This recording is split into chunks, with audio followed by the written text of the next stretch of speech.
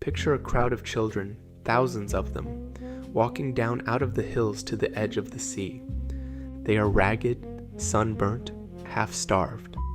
They have walked for months, and now they kneel together on the shore and begin to pray, because they have been promised that the water in front of them is about to open and lay down a dry road all the way to the Holy Land. So they pray, and they wait, and the sea does the only thing the sea has ever done. It stays exactly where it is. This happened, or something like it happened, in the year 1212, and it is one of the strangest, most heartbreaking things human beings have ever done out of pure belief. To understand it, you have to understand what a crusade was. For more than 100 years, the kings of Europe had sent armies east to take Jerusalem, the holy city, from the Muslim powers who held it. Armored knights, tens of thousands of trained, brutal men. And by 1212, after 4 of these enormous wars, the verdict was in. The knights had failed. Jerusalem was lost. And then, into that exhaustion, walked a boy. His name, in the French story, is Stephen of Cloyes, a shepherd, maybe 12 years old. And he tells anyone who will listen that Christ appeared to him in a field, dressed as a poor pilgrim, and handed him a letter to carry to the King of France. And here's the part that should stop you. People believed him. Thousands.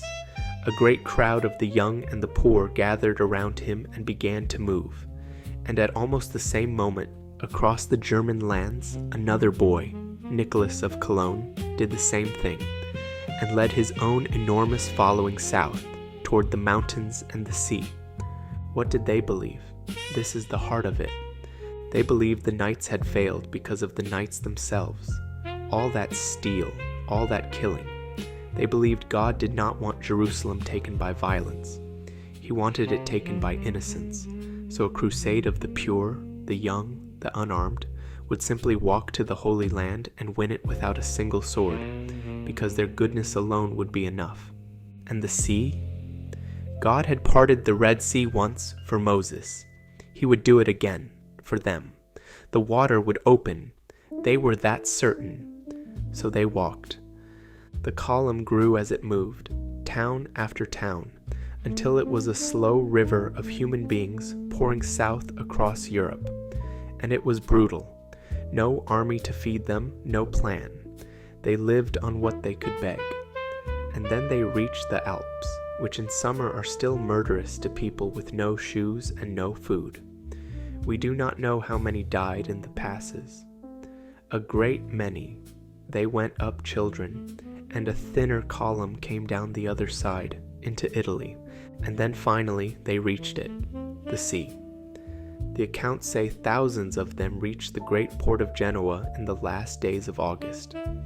They came down to the harbor, knelt at the waterline, and waited for it to open. Try to feel that moment. Every step of that nightmare had been endurable because of this one promise. And now they are here, at the edge, praying with everything they have left, with the total, unbroken faith that only the very young can hold. And the Mediterranean does not move.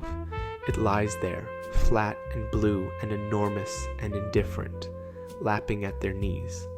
That is the image I cannot get out of my head. Not the deaths in the mountains. This, the kneeling and the praying, and the water that simply would not open, no matter how purely they believed it would. After that, the story falls apart, the way the crowd fell apart. Some turned and tried to walk home and never made it. Some vanished into the port cities, and in the darker, later versions, the cruelest thing happens.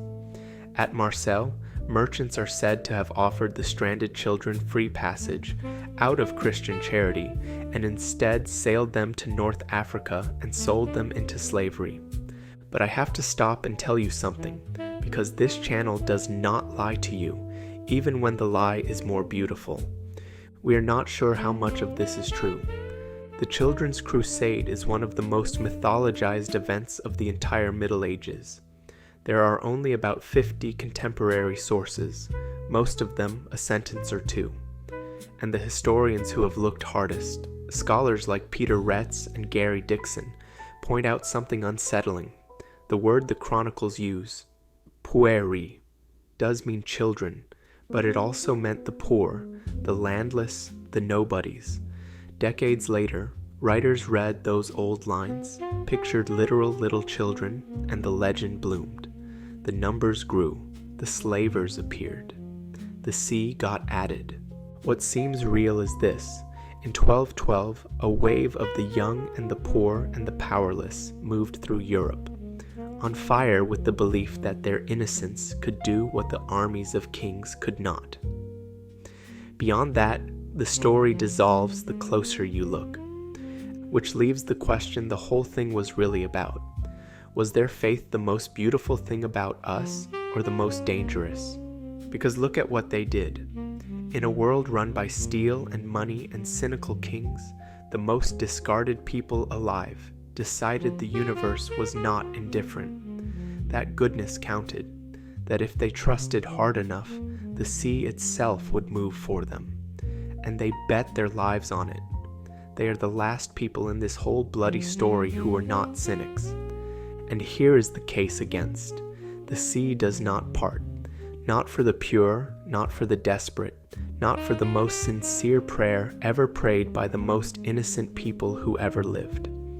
Belief does not move water, and a faith that promises it will is the thing that marched children into the Alps to die for a road that was never going to open. You cannot have it both ways. That is the furnace. Their faith was total and genuine, and it was answered with cold, flat water and silence. If God was ever going to part a sea again, surely it was for them, and he didn't. So here's where it leaves you. You have knelt at your own shore. Everyone has.